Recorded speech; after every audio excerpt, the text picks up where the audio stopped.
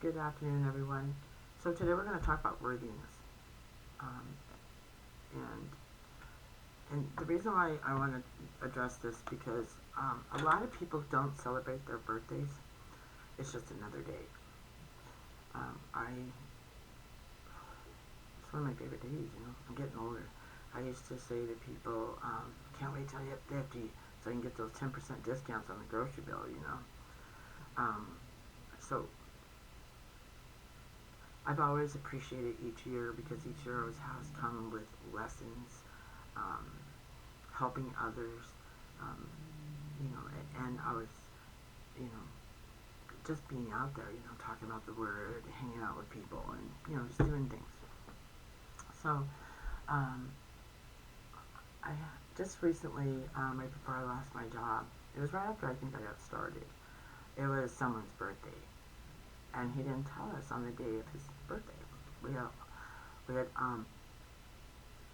were together on the day of his birthday, and he never mentioned it. And so I said, "Oh my gosh, Dave, what do you mean?"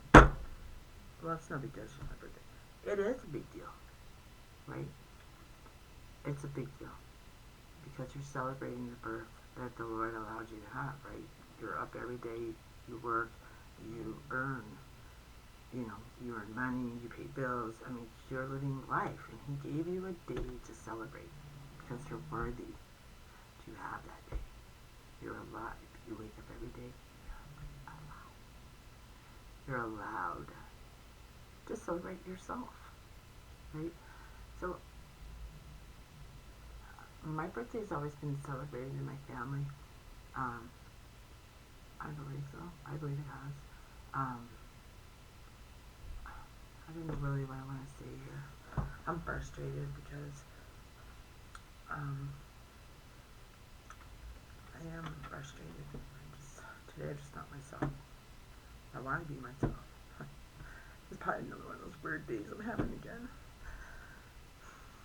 I'm sorry. It hurts me when people think they're not good enough to celebrate their birthdays. It tells me a lot, you know. It tells me, hey, I don't know, this is just crazy. It's one of those days again. Sometimes I come in and record, it's a great day. I'm inspirational and all that stuff, but today is just a down day. I'm sorry. But I just want the best. I want the best. God gave you life. You're entitled to celebrate that life. Life is important, right?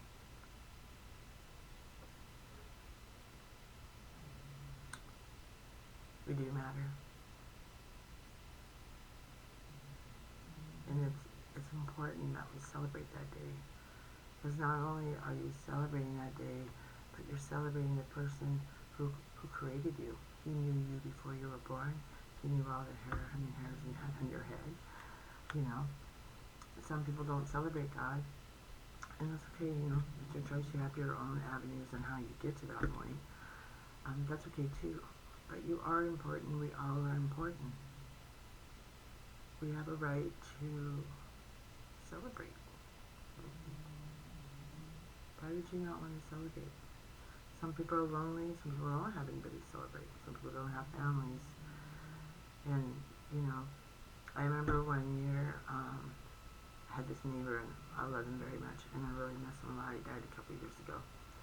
And him and my daughter were in cahoots, I didn't know. And he was a military guy. He was a veteran of the Vietnam War. And I liked him a lot. He was cool. He was a lot older than me, and he was a heavy smoker. He smoked all the time. And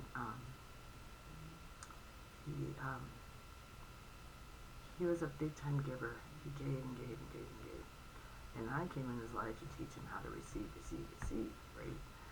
And he didn't understand that. He was like, what? You know? So I used to hit him up for cigarettes.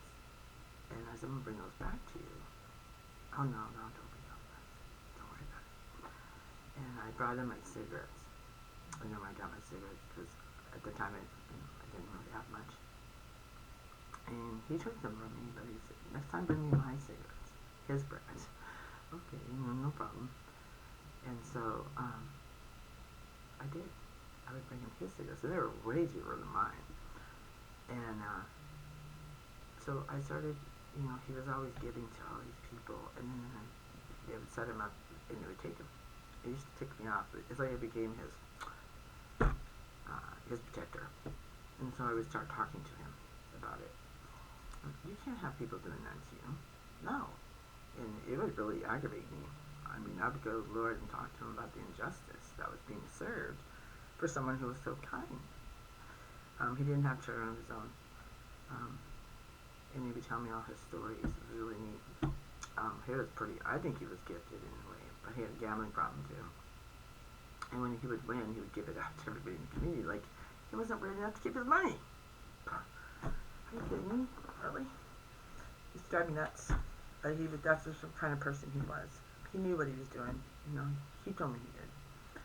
But I started just like being with him. Like, I just liked spending time with him. I felt like peace with him. And so he would help me out. I'd help him out. But how it worked was, so I used to glue the soles of my shoes under, because if they were coming off, I would just put glue under the shoe to hold my sole on. And he said to me one day, I don't want to go to this place, and could you go with me? And I was like, okay. I was surprised that he didn't want to go by himself. But, okay, so I went with him. And he went to a local shoe store here, and he needed shoes, and he had his mind set on those shoes, because that's all he talked about for like a month until the next payday, And so we go in, and he says, I'm buying you a pair of shoes. Oh no, you don't have to do that for me, No, it was weird. And I floored, because he bought me shoes. Because I walked everywhere. I used to take the bus line and picked up trash, did all kinds of stuff. And so he bought me a pair of shoes, and I tried these white shoes on. I like to tell you the name brand, but I don't want anyone to think that I'm, supporting these brands. But I know my back was to him, and the shoes felt like I was walking in clouds. That's how comfortable they were. And he says out of the blue, "Don't you feel like those are like walking in clouds? Let's buy you 2 pairs." I turned around, how did you know that? So we had the same gift I did, right? Or ability. I don't like to call it a gift, because everybody's gifted, like I said. And I was floored. I was floored, and he knew that. So he bought me both pairs. But those shoes that felt like clouds, I didn't wear them until 4 years later. Really, honest to God, I did. Because when I got home with them, I didn't like the whiteness of them, because they were all white, and I didn't want to ruin them. I wanted to keep those for special times. But I didn't have any special times for 4 years. But those shoes paid off in the end, because they were so comfortable. I don't know why. Maybe I felt like I wasn't worthy enough to wear those shoes. I don't know. But the other ones were great. But they were comfortable, but they were just for what I needed every day. So, as the years go on, I used to buy things he needed. I used to buy like big bottles of bleach and soap. So one day, I knew to get him this big shelf. Because I had noticed that he was starting to buy more stuff that he already had. So I think he wasn't able to see what he had. So on a specific site, I got this really cool shelving system that was wood, and it was like a snap together, and I didn't even know. I had my dad put it together for me, and then he delivered it for his birthday. And so he put everything on there, his cereals, because he liked cereal. He ate a lot of cereal and sandwiches, because he was a gambler, and that get him through the month. He would do soups too, and fruits and vegetables in a can. And he didn't cook. The stove was never ever used. He would use his microwave. And then if he wanted meat, he would go get a burger. So it was really funny. One day, I made him some food really quick, and I asked Rhiannon to take it down to him right now. He's a right now, and he's getting ready to come out of his door, and he would take the food and then go back in and he would eat the food, and then he'd call me. And he's like, I'm just getting ready to go to Jack in the Box. I said, you can't do that. You have bills to pay, and if you ate there, you were going to be short. And sure enough, he'd be like, give me later, you know. And then one time, he likes scratchers. He used to scratch them all the time. And he kept winning this $100. And the third time, because he would win it and give it back and win it and give it back and give it back. He didn't have the money to pay his light bill because he lost it on the third time. So Father provided for him all 3 times. And when he went to cash it in on that 4th time, he lost it. So I had this feeling. And so I would give him money in an envelope. Don't open that until I leave. Because I didn't want him to know what it was. And he didn't. And then he'd call me up, oh my gosh, and he would tell me these stories. And like, how do you know? I'm like, don't thank me, thank Father. Because that's where the message came from, was from God. And but he would always thank me anyway. So it was about a couple months before he died. Well, it was my first year in school. Well, no, it wasn't. I took a break. Sometimes I take breaks from school because there's so much I've learned. I need to absorb and heal from some of the stuff I had been learning. And I didn't understand the concept really of it. So I would take that time I needed to absorb, understand it, and change those things about myself, you know. It was strange, but there was a lot of really neat stuff. So I got my stipend, and I called Tom, and I asked him, you know, what he wanted to eat, and he told me what he ate, you know, what he wanted, so I got it for him. And I went there, and to his house, and he, and in his food bag, I put a carton of cigarettes in there for him. And he was flabbergasted when he went in there to get the sandwich out. He was like, oh, and he had to leave. He says, excuse me, I have to excuse myself for a minute. And he waited to the room, right? And he came back out and he was crying. And I go, what's wrong, Tom? And he said, I had 3 cigarettes. And he was down to 3. He was a heavy smoker. He used to smoke 2-3 packs a day. And he didn't know how he was going to get through the rest of the month. He didn't have any cigarettes. And here you are, you brought a cigarette. I said, well, God heard your prayers. Not only did he hear your prayers, but there's another carton. And the Lord wanted me to get 3 cartons, and I didn't. And I lost that $100 because I didn't get that 3rd carton. But his cigarettes didn't cost $30. They were cheap, like I said. And but I didn't think he needed the 3. You know, it's crazy. But I shouldn't be thinking anything. God said for me to get him 3 cartons, and I didn't. And I lost that money. I have no idea where that money went. And that's happened to me before in the past. So, but he did those things too. Like, out of nowhere, he would give me money because something came up or I needed it for something. It was amazing. Like, it was just, we were both able to communicate.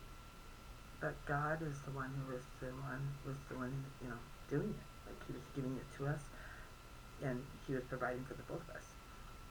There was this one time, I didn't really kind of know anybody yet there. It was right after I met Tom. And I had this neighbor move in. He lived below me. He was really cool. And my mom bought me this bed because I didn't have a bed. I had slept on an air mattress for 10 years. And I'm getting older. I just couldn't handle it anymore. And so what happened was, I didn't have enough money to get through the month. I paid off all my bills, which I always did, make sure we had food. But that month, for some reason, I was shorter than normal. I think at the time I was paying off my bills because I wanted, I was making payments because I was clearing up my credit. And I had overpaid on something. So strange. And Tom says to me, I need you to take me to the grocery store. And I didn't have a car, so he goes, well, I need your help to haul him back. I said, okay, no problem. So he bought me some food. But I only bought peanut butter and jelly and a couple of soups for Rihanna because I had a hard time taking things from people. It didn't feel right to me. I had no problem giving you what you needed. If somebody came to my door hungry, I'm like, here you go. And if I didn't have it, I'd go to food banks for them because I had an ID and there's only so much food per household. So I would do that. I would, do whatever I could to help. So the guy below me one day comes up to my door out of nowhere, and he goes, "I have this feeling I'm supposed to buy you food." And I said, "It's okay. Somebody just beat you to it a couple hours earlier," and he went on his way. So that hard bed that I bought, I just couldn't sleep on. It was awful. And the man who came and knocked on my door from the apartment below me, he'd been sleeping on the floor. He got a job over here and he got a roommate and he got an apartment right across the street from the job. And he was sending all his money home. And so I gave him my bed. I had a cover on it, the bedding, everything, padding, and he just sat there dumbfounded, like he couldn't believe it. And I'm like, what can't you believe? He was a follower of Christ too.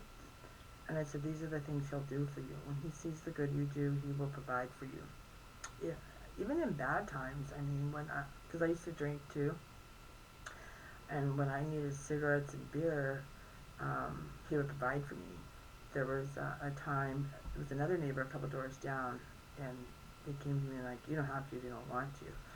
They wanted me to buy beer for them, and I needed cigarettes, and I was going to do it. But when I went to go get my ID, the Spirit of the Lord said to me, you wouldn't do that for your own child. Why would you do that for this person? That was it. I stopped. I didn't do it. And I told him why. And then an hour later, God provided me with cigarettes. I'm not kidding. That's the truth. So, if you ever have doubt, don't. Because you are worthy to receive. Whether you're good or bad, you're still going to receive. So, the Lord says that He lives in our body. Each of us have Him. This is our temple, right?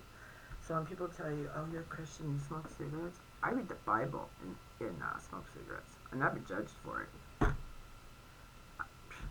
People are on the toilet and read the Bible. What's the difference? I mean, really, on honesty, where's the best place to read the Bible? Wherever you can, because when you need to have that moment to help you with your day, you read it wherever you can. Now we have access to on our cell phones. It's everywhere. Can't deny it. It's there. But we can't keep living by what other people think, right? Because we're our own people. And I'm sorry if your birthdays were never celebrated, because you are important. You do matter. And don't let anybody tell you otherwise. Celebrate your day. Because it's the most beautiful day in the world. You were born for a purpose. Born for a purpose.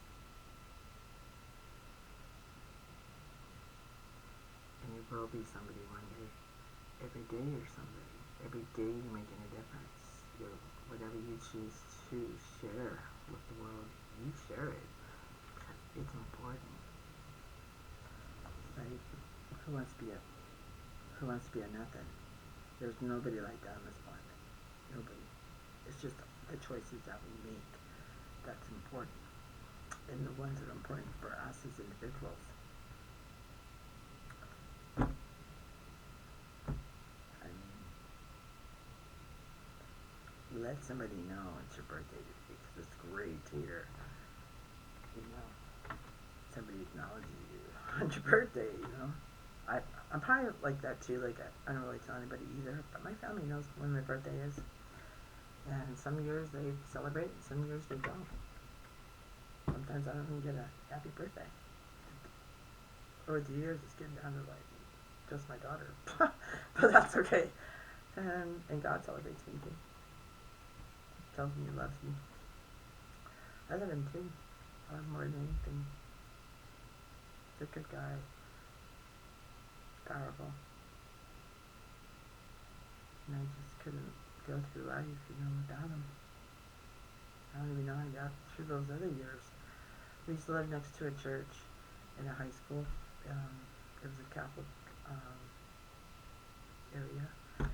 And I used to go hang out in the church. I used to go blow the candles out. And I didn't know those were prayer candles. Oops. But when I got older, I repented and asked for forgiveness. I'm sure they saw everything I did, but nobody ever reprimanded me. My grandma lived right next to the church. I go hang out in the altar. I go lay down in the pews. I would go around touching the statues and stuff. Nobody explained to me all that was about. You know what I mean? I had to learn later in life, much later. And then I used to deny my faith, and Father told me, don't deny your faith. Don't do it. And he also taught me to not to put down another faith, because everybody has their walk for a purpose. They do. And if we're judging what they're doing, then we're no better than whatever, you know. And I mean, I've been spit on, slapped, I've been abused for saying I'm Catholic, you know. This is really sad because I matter. We all matter. When you die, God's not going to go, you're a Catholic and you're going to burn. Really? You really think that's how he's going to act towards us? I think that's weird. Yeah, people look at us like, you're Catholic. And then they ask that question. Well, not that they don't ask, they go, I'm Christian. So are we. We're Christians too. And we believe the same thing you believe. We just reenact every year to refresh our memories so we don't forget, right? So we're aware of our sins and we're aware of what we put out there. And that's what's important, right? We don't worship statues. It's just a reminder. For me, it's just a reminder. I do the rosary when I'm called to do it. It's not a regular habit for me. I am a rosary maker, though. And it helped me get through my mom's death. It helped me through a lot of things in my life. But I love everyone. Good or bad, I love them all. And I pray for them all. You know what I mean? The whole point of this journey is to heal. You know? You can judge me all day long, but the person I have to choose that guy right there. You know? And I love our Lord Jesus Christ. I love him more than anything. I have had people say to me, I don't hear you talk about Jesus. Father, Son, Holy Spirit, one God? Really? God called me. I heard his voice, his Father, and he is my Father. He's the best dad I've ever had in my life because he loves me unconditionally. He loves me for my ugly, my bad. I mean, gosh, dude, when he found me, I was a wreck. It was awful. But I took my kids to church every day. My daughter was baptized at 5. I personally do not believe to baptize babies until they understand why, and it's their choice. With my son, I didn't have that choice because of my mother. Devout Catholic, well, let me tell you. And God was provided for her. He did. I've seen a lot of miracles, you know. But there's just no other. Can't explain anything else. I didn't get here by myself. You know, sometimes I used to wonder as a kid how I even got here in the first place. That was a confusing question. I don't know where it came from or why, but I always felt like I didn't belong. Weird. Now I know, you know, through all this healing and stuff I've been through. But I just accepted what I had to accept, you know, and get through it. That's on my anger, my frustration, and he saw everything. I didn't even know what repentance was. Did you know that? I never been to confession until I was an adult. All these people around me go to church, but they never took me to the process. God did. I've been to a lot of churches, though, actually, but a lot of different ones. That's a whole different story. But I think right now I'm just releasing whatever I need to release. I don't even think I'll even publish this video. No. Alright, I'm done. I'm back for now.